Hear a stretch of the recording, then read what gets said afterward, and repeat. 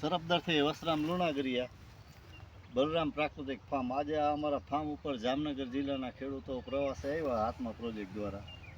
એક જીવામૃત પાણી સાથે આપવાની દેશી જુગાડ તમને બતાવું. શું કે કાકથી આપતા હોય તો જીવામૃત હલવાઈ જતું હોય.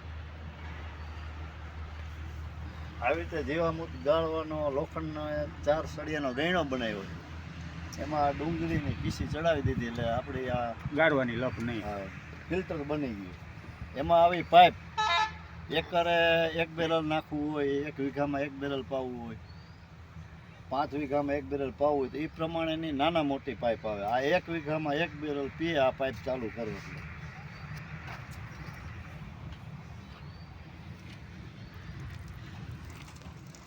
આ રીતે પાણી સાથે છોડી દો એટલે આ 1 વીઘામાં 1 બેરલ જીવામૃત આપી શકાય. આ રીતે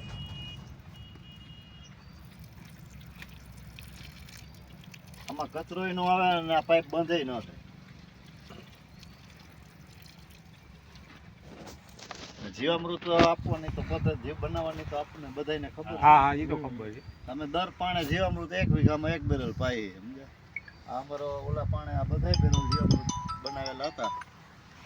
હું તો 2 વીઘે જવા દઉં. અમે 1 વીઘામાં 1 બેરલ પાઈ. સારું પછી હું છંટકાવમાં પાછું જવા દઉં. આગળ અમારે એક ધાણાનો પ્લોટ છે. વીઘા પછી પાણી નથી આપ્યું. લગભગ 1 મહિનો ને 20-15 દિવસ થઈ ગયા.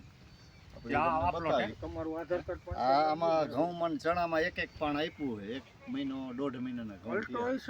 વરસાદ પછી પાણી એક જ આપ્યું હતું. પ્રાકૃતિક કૃષિમાં પાણી હોય તો બરોબર, પડ્યું હોય તો રહેવા દો.